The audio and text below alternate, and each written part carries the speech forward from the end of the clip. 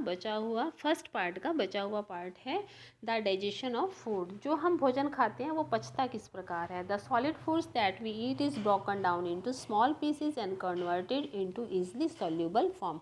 जो हम सॉलिड भोजन खाते हैं वो छोटे छोटे टुकड़ों में चबाकर हम खाते हैं, और जब वो पेट में चला जाता है उसके और स्मॉल पीसेस हो जाते हैं और वो एक सॉल्यूबल फॉर्म में, घुलनशील रूप में बदल जाता है। The breaking down of the food into small soluble form is called digestion. और जब ये टूटा हुआ भोजन, ब्रेकिंग डाउन किया हुआ भोजन सॉल्यूबल फॉर्म में आ जाता है तो उसे हम पाचन कहते हैं, यानी कि तब समझो कि हमारा भोजन पच गया। There are various organs involve in the process of digestion.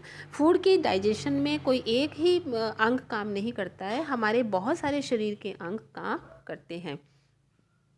The digestive juices and secretions of these organs help in digestion. Digestive juices और शरीर के अंगों से निकलने वाले दूसरे स्राव भोजन को पचाने में मदद करते हैं। अब हमारे भोजन को पचाने में हमारी बॉडी के कौन कौन से पार्ट्स काम करते हैं उसके बारे में हम पढ़ते हैं। नंबर 1 है mouth. The process of digestion begins in mouth. भोजन पचाने की क्रिया मुंह से शुरू होती है। The teeth break food into smaller pieces. दांत भोजन को छोटे छोटे टुकड़ों में तोड़ देते हैं।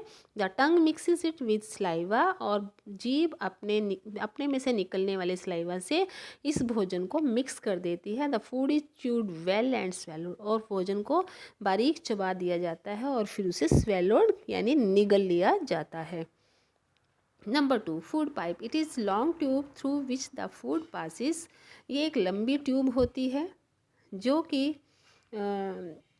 कि जिसमें से भोजन थ्रू होता है, यानी मुंह से लिया हुआ भोजन उस ट्यूब के माध्यम से स्टमक में जाता है। No digestion take place here. यहाँ पर भोजन इस ट्यूब में पचता नहीं है, इसका कार्य केवल मुंह से लिए हुए भोजन को स्टमक तक पहुँचाना होता है। जैसा कि आप इस पिक्चर में देख रहे हैं, ये देखिए, ये माउथ से लेकर ट्यूब आपके स्टमक तक जा रही है। ये जो सेम की फली जैसा है ये स्टमक है। इसके बाद है फूड पाइप, हो गया stomach. It is thick muscular organ. Stomach जो है एक वो थिक मसल से बना हुआ एक ऑर्गन है। It is like an elastic bag. ये एक प्लास्टिक के बैग जैसा होता है। It acts as grinder and breaks the food into semi solid form. इसमें जाने के बाद भोजन ग्राइंडर, जिस तरह से आप मिक्सी के ग्राइंडर में किसी चीज़ को पीसते हैं उसी तरह से स्टमक में जाने के बाद ये भोजन ग्राइंड हो जाता है और सेमी सॉलिड फॉर्म में आ जाता है। Here the carbohydrates and the proteins present in the food are broken down into simpler form. और जो हमारे भोजन में कार्बोहाइड्रेट्स और प्रोटीन्स मौजूद रहते हैं वे एक टूट कर सिंपलर फॉर्म में आ जाते हैं। The food stage here for about 3 hours. भोजन जो है वो पेट में यानी स्टमक में लगभग 3 घंटे तक रहता है। इसके बाद डी पार्ट है स्मॉल इंटेस्टाइन। अगला जो ऑर्गन है जो भोजन के डाइजेस्ट करने में हेल्प करता है वो है स्मॉल इंटेस्टाइन्स। ये जो छल्लेदार चीज़ें, ये जो छल्लेदार ये आपको दिखाई दे रही हैं गोल गोल मैगी जैसी, ये आपकी स्मॉल इंटेस्टाइन्स हैं। इनका बहुत ही महत्वपूर्ण रोल है भोजन को पचाने में। ये स्वस्थ रहनी बहुत ज़रूरी है, यदि ये स्वस्थ नहीं है तो हम बीमार पड़ जाते हैं। From stomach the food reaches the small intestine.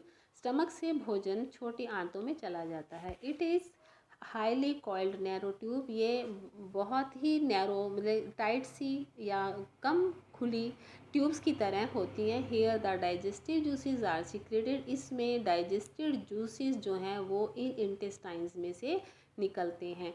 Also the secretion of liver and pancreas internal organs lying close to the stomach. और ये जो हमारे पेंक्रियाज और लीवर हैं ये हमारे स्टमक के बिल्कुल पास ही होते हैं। ये भी ऑर्गन्स हैं और इनमें से भी जूसेस निकलते रहते हैं। All these digestive juices help to complete the process digestion. और सभी जूसेस मिलकर भोजन पचाने की क्रिया को पूरा करते हैं। When the food is completely digested it is absorbed by the टिनी blood vessel. और जब भोजन पूरी तरह से पच जाता है तो यह छोटे छोटे ब्लड वेसल्स जो कि हमारी आंतों में रहती हैं, छोटी आंत में रहती हैं, ब्लड वेसल्स के द्वारा उस भोजन को चूस लिया जाता है। जो कि स्मॉल इंटेस्टाइन की वॉल्स में मौजूद रहते हैं। It is then carried to all parts of the body, और तब ये हमारे शरीर के सभी हिस्सों में पहुंचा दिया जाता है। कैसे पहुंचता है? ब्लड के माध्यम से बॉडी के सभी पार्ट्स में पहुंच जाता है। ये तो आपका 9th लेसन का पार्ट 1 का सेकंड हिस्सा हुआ, और एक और पार्ट है जो अब इसके बाद आप सुनेंगे। Okay, have a nice day.